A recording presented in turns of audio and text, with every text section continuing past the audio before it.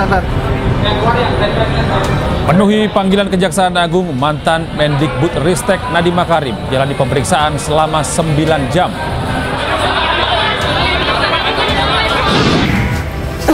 Polda Jawa Barat mengungkap Lisa Mariana mengaku bahwa dirinya pemeran video asusila. Kepada klien kami Lisa Mariana. Nanti ya mungkin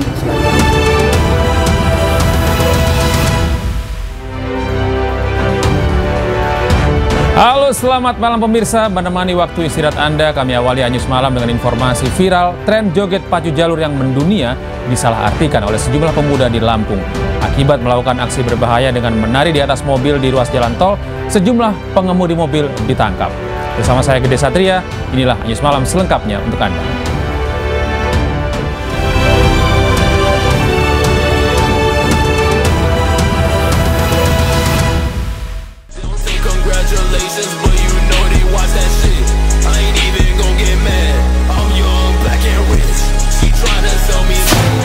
Dalam video yang beredar, seorang pemuda terlihat berdiri dan menari di atas mobil yang sedang melaju di ruas tol Trans Sumatera, kilometer 58 Bakahuni Terbanggi Besar.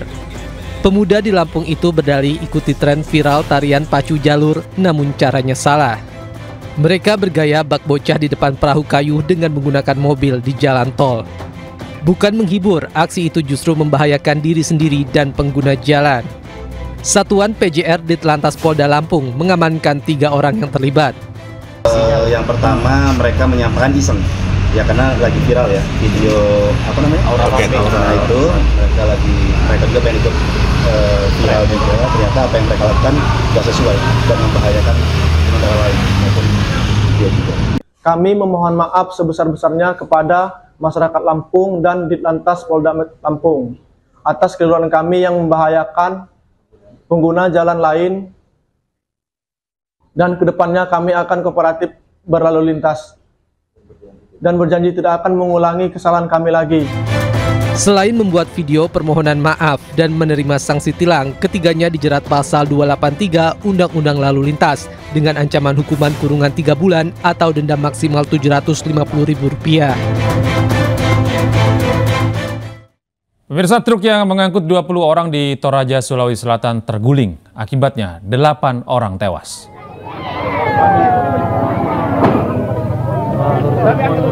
Ini adalah video sesaat setelah truk yang mengangkut 20 orang terguling di Lembang Sereale, Kecamatan Tikala, Toraja, Sulawesi Selatan. Petugas bersama warga berjibaku mengevakuasi korban kecelakaan. Awalnya korban tewas 7 orang, kemudian bertambah menjadi 8 orang. Setelah korban yang dirujuk ke Makassar meninggal. Sementara 11 orang lainnya masih dirawat dan 1 orang dalam kondisi sehat. Kecelakaan maut ini terjadi pada Sabtu lalu. 20 orang penumpang merupakan rombongan yang akan menghadiri pesta adat Rambu Solo di Kecamatan Rinding Alo. Penyebab kecelakaan masih diselidiki polisi.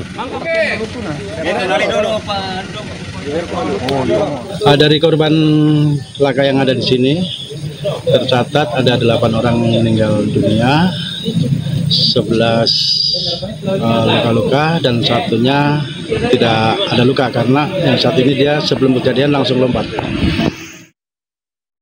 Petugas Dinas Perhubungan Kota Medan, Sumatera Utara menjadi korban penganiayaan oknum juru parkir. Atas kejadian itu, personil Dinas Perhubungan mengalami luka di bagian wajah dan perkara ini telah dilaporkan ke polisi.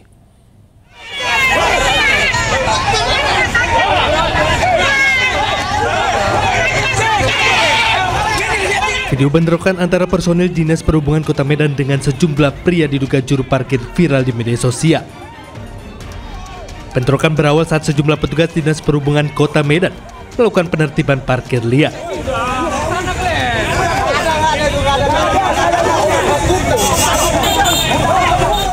Saat akan ditertibkan, kendaraan yang diduga menyalahi aturan, sejumlah pria diduga juru parkir berusaha menghadang petugas.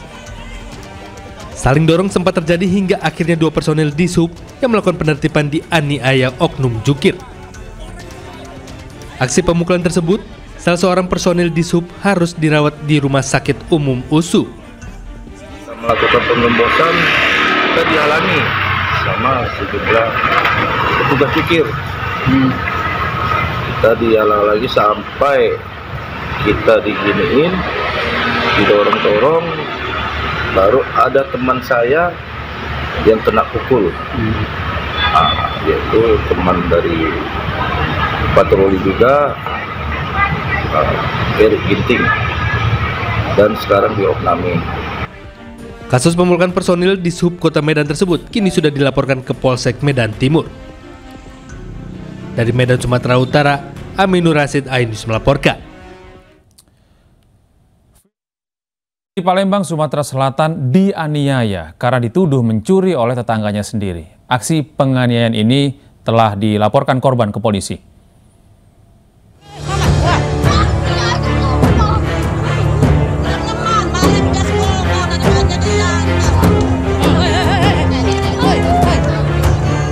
Inilah video viral yang mempertontonkan seorang bocah di Palembang, Sumatera Selatan menjadi korban penganiayaan oleh tetangganya sendiri. Korban dipukul oleh seorang wanita dan remaja dengan kondisi tangan dipegang oleh seorang pria dewasa yang diketahui tetangga korban sendiri.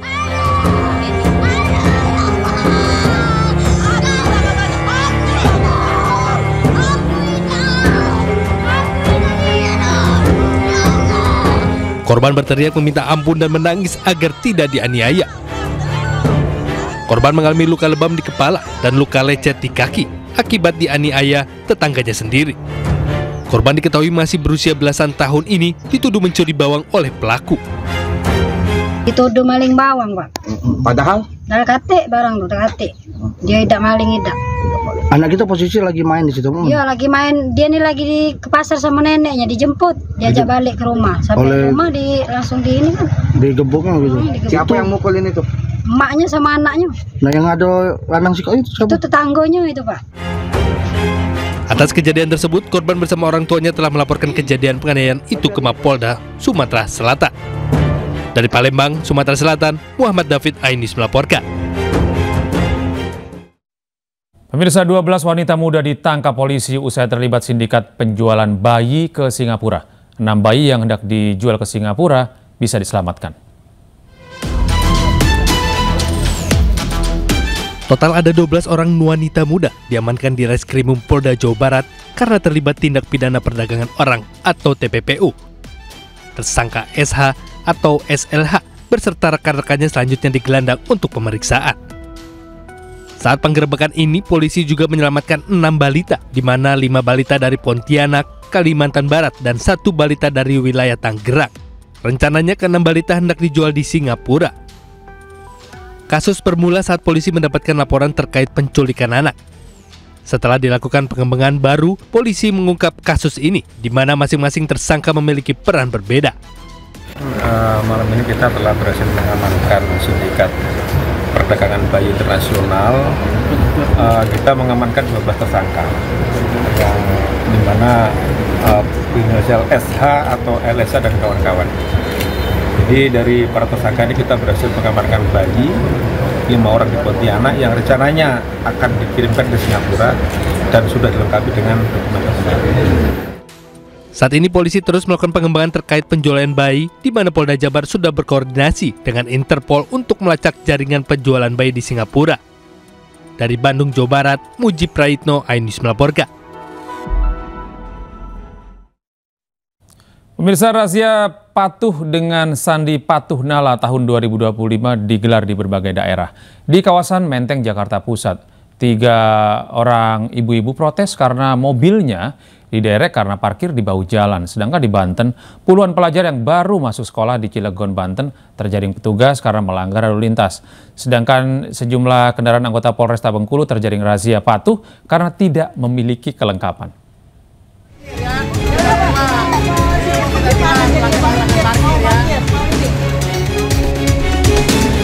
3 emak-emak ini langsung melayangkan protes saat menyadari kendaraan mereka yang terparkir di bahu jalan Menteng Raya Menteng, Jakarta Pusat Selasa siang menjadi sasaran penderekan oleh petugas suku dinas perhubungan Jakarta Pusat. Ketiganya berusaha mempertahankan kendaraan agar tidak diderek paksa. Akibatnya sempat terjadi aksi adu mulut dengan petugas. Mereka mengaku tertipu dengan arahan juru parkir liar yang menjamin legalitas bahu jalan tersebut boleh digunakan untuk parkir. Tak ingin kendaraannya diderek paksa, ketiga emak-emak dan pemilik kendaraan lainnya memilih membayar sanksi denda di tempat sebesar Rp500.000.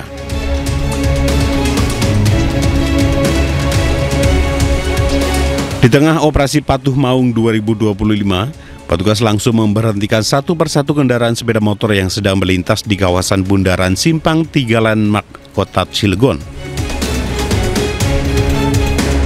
Sejumlah pelajar yang hendak berangkat ke sekolah terjaring operasi Patuh Maung. Mereka kedapatan tidak menggunakan helm dan melawan arus di persimpangan Bundaran Landmark. Meski memiliki alasan hendak pergi ke sekolah, namun petugas tetap memberikan sanksi tilang kepada para pelajar yang melanggar aturan tersebut.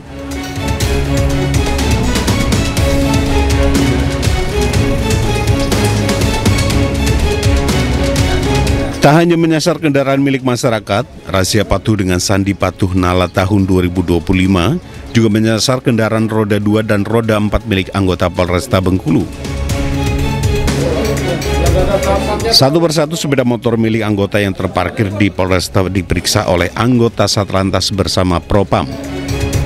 Hasilnya, polisi menemukan 5 kendaraan yang terbukti melanggar. Terdiri dari 3 sepeda motor dan 2 mobil.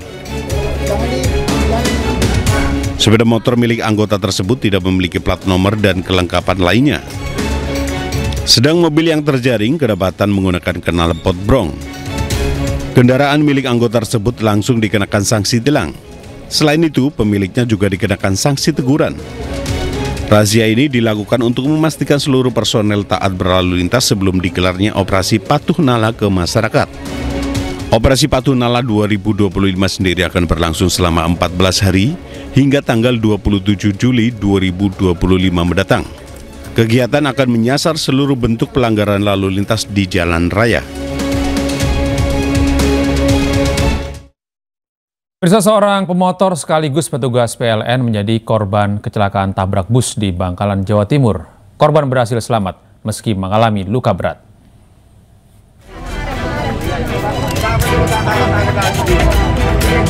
Kecelakaan lalu lintas terjadi di Jalan Raya Kepong, Kabupaten Bangkalan, Jawa Timur antara sebuah bus dengan motor yang dikendarai petugas PLN. Korban yang mengalami luka berat langsung dievakuasi ke RSUD Syarifah Ambami Rato Abuh Bangkalan, sementara motor korban masih nyangkut di kolong bus yang menabraknya. Warga geram terhadap pengemudi bus yang dinilai ugal-ugalan saat mengemudikan kendaraannya. Kecelakaan bermula saat bus yang melaju dari arah barat tiba-tiba menyalip kendaraan lain di depannya dan masuk jalur kanan. Di waktu bersamaan melaju sepeda motor yang dikendarai korban dari arah berlawanan.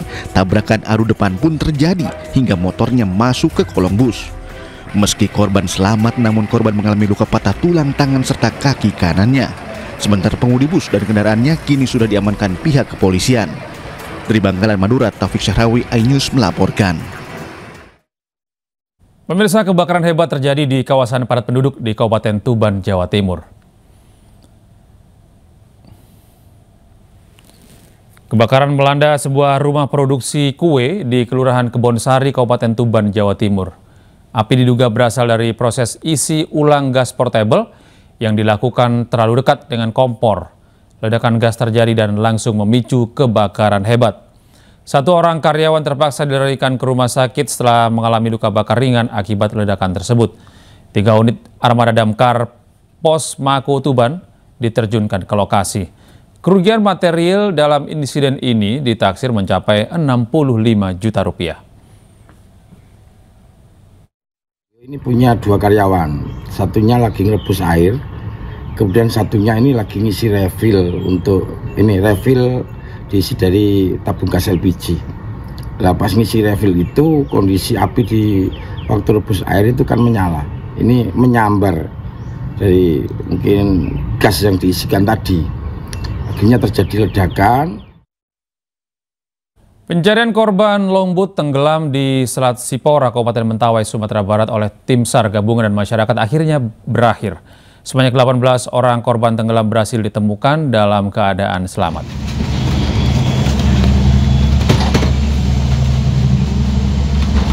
18 penumpang longboat yang terbalik di perairan Selat Sipora, Sumatera Barat ditemukan dalam kondisi selamat.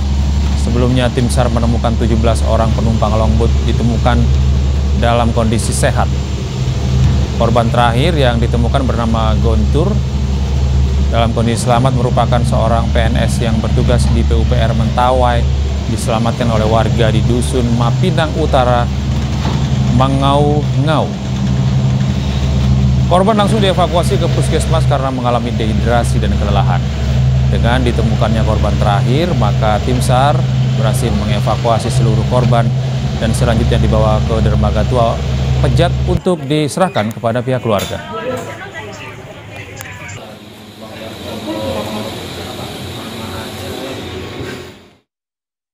Sebelum berhasil diselamatkan, pemirsa, beberapa penumpang kapal berenang ke tepian meminta pertolongan setelah kapal terbalik. Sementara sisanya terpaksa bertahan di tengah lautan lepas sambil menunggu bantuan.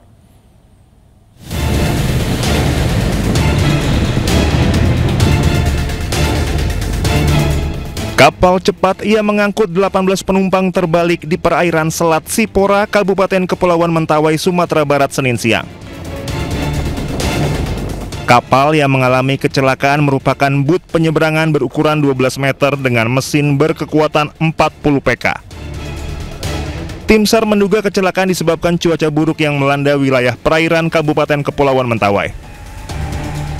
2 unit kapal diberangkatkan dari Pelabuhan Sikakap menuju lokasi kejadian, yakni KN Sarama Wijaya 240 dan Rigid Inflatable Boat 02 Mentawai.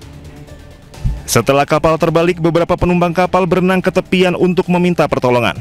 Sementara sisanya terpaksa bertahan di tengah lautan lepas sambil menunggu bantuan. Udah terbalik apanya, Pak? Sampannya terbalik, tapi belum sampannya nggak hanyut sampai ke dalam laut. Masih bisa mereka ke apa di atas sampan. Jadi kalau bisa langsung saja ke apa, Pak, ke lokasi. Karena mereka masih selamat di atas sampan. Yang di darat itu jangan langsung ke lokasi saja. Oke, Pak, kami tunggu, Pak, segera, Pak. Seluruh korban sudah berhasil ditemukan dalam kondisi selamat di sejumlah lokasi berbeda dan sudah dibawa menggunakan kapal SAR menuju pelabuhan di Tua Pejat guna mendapatkan perawatan lebih intensif. Dari Kepulauan Mentawai, Sumatera Barat, Budi Sunandar, iNews melaporkan. Kita beralih ke informasi berikutnya, pemirsa. Kematian diplomat muda Kementerian Luar Negeri Arya Daru Pangayunan masih menjadi misteri. Komisi 1 DPR RI mendorong pihak kepolisian untuk segera mengusut tuntas kasus ini.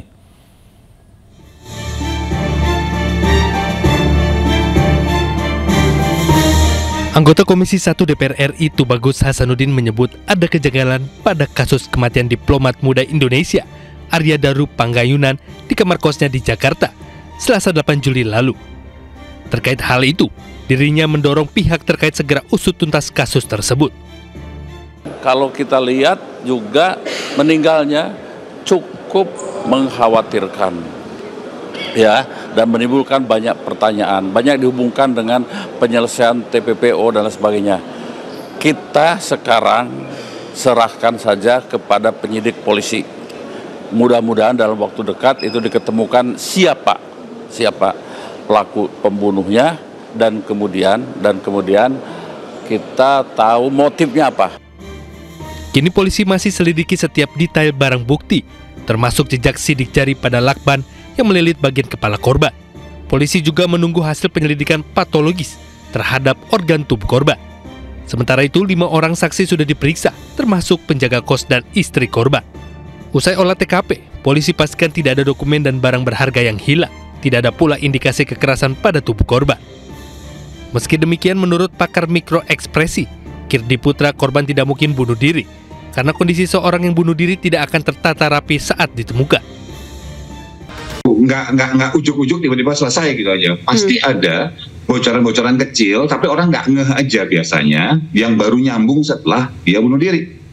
Jadi kalau terlihat dari gerak-geriknya itu, saya tidak bisa melihat bahwa dia ada intensi buat itu. Plus satu lagi, orang bunuh diri itu biasanya pilihannya adalah dia mau cepat atau dia mau tampil tidak terlihat bunuh diri, misalnya karena tidak ingin misalnya membuat orang-orang yang ditinggal itu terganggu hidupnya, atau misalnya malu, atau misalnya jadi bahan omongan, jadi kayak kecelakaan misalnya.